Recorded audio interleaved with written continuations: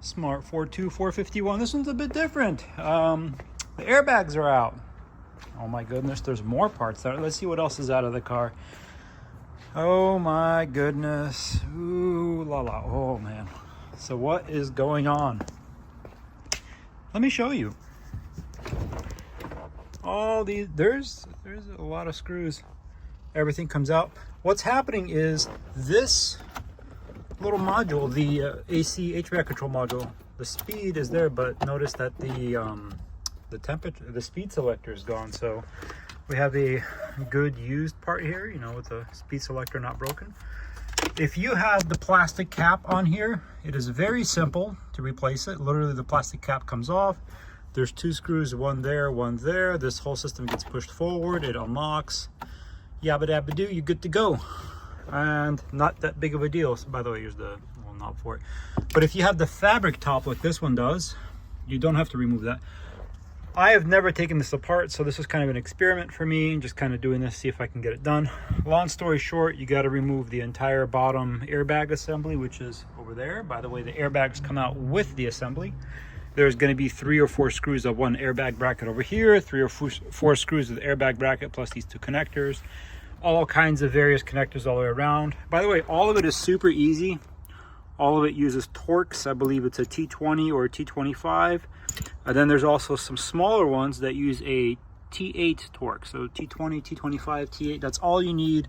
Oh, and then this bigger Torx screw here, I believe that one is...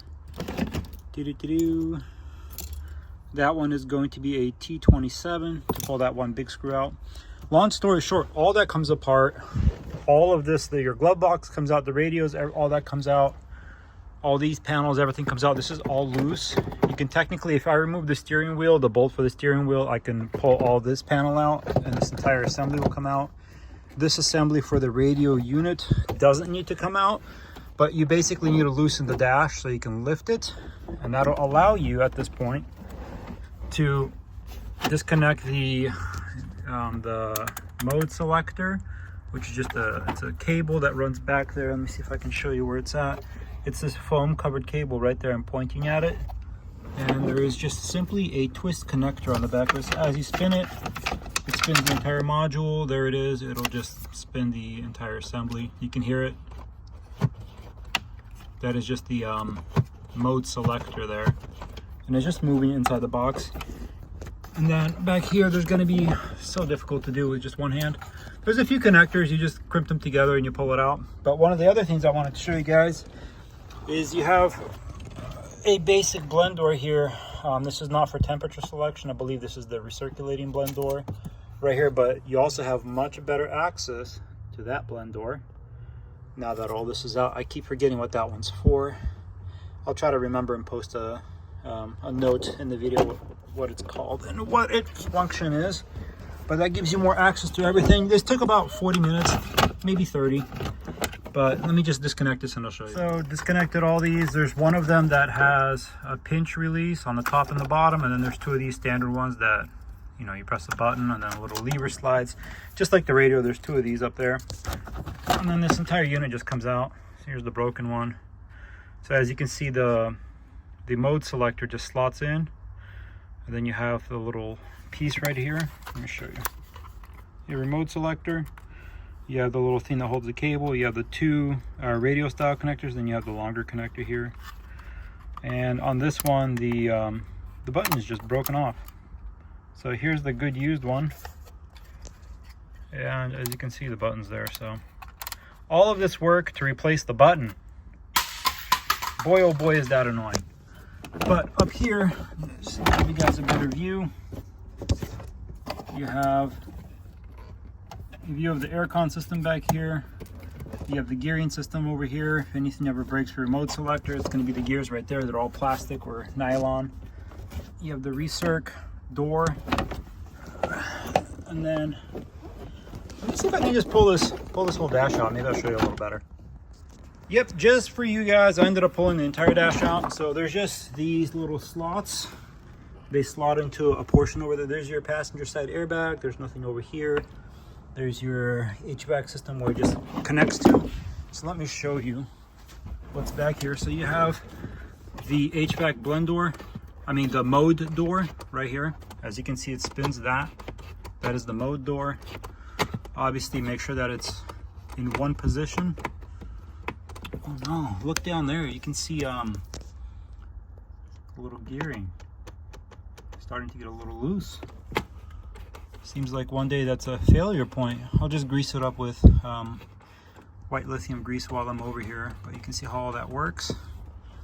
You have access to that that modulation blend door as well, airbag connector, and then inside of here you have all the radio connectors. Right there you have your HVAC control connectors. There's the 3 electrical, and then you have the mode one. Back here you have the dash cluster connector, and it looks like this one has the connector for the cruise control, but there's no cruise control available on this. Down here there is what appears to be a loose ground wire and 2 other connectors for other options that this vehicle does not have. And down here you can see the steering gear control. You got all of the SAM unit, the back of it. You got all the connectors over here. You got where the full dash bracket and all that connects back there. Got the wiring that's going to go up here for the lights and stuff and all that. That just runs up along the side.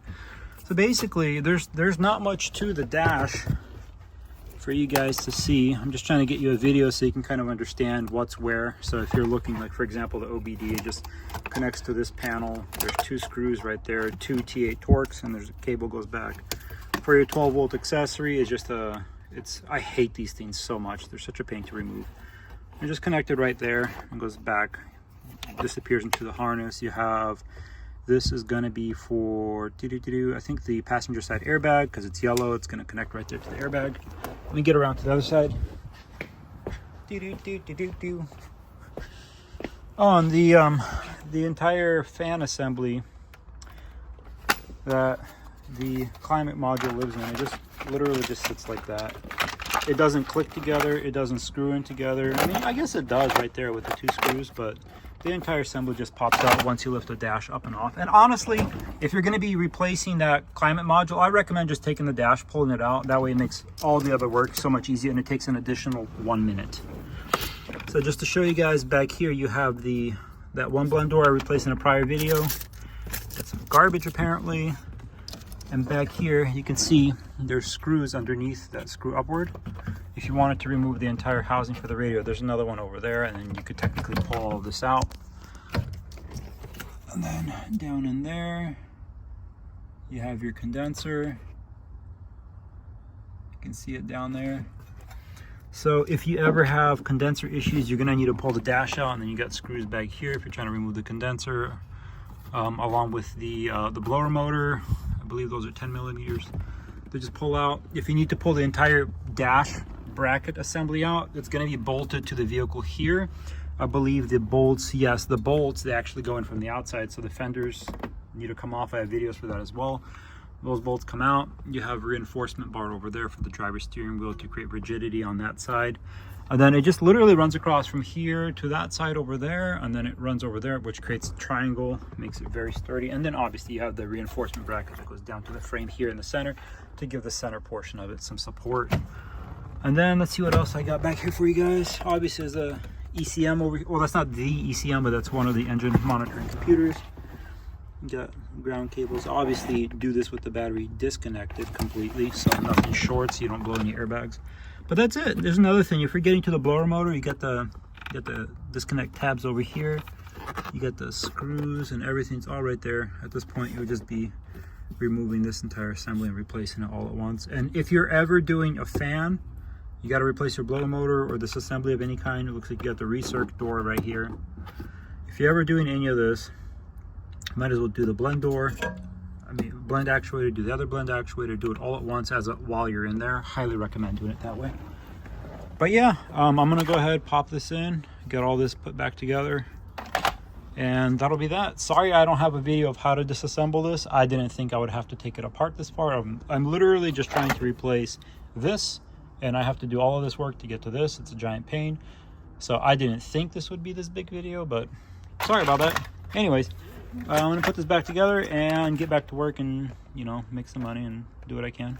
By the way, if you're in the Portland, Oregon area and you have a smart car, you want me to do some work, shoot me a message and I will send you a quote.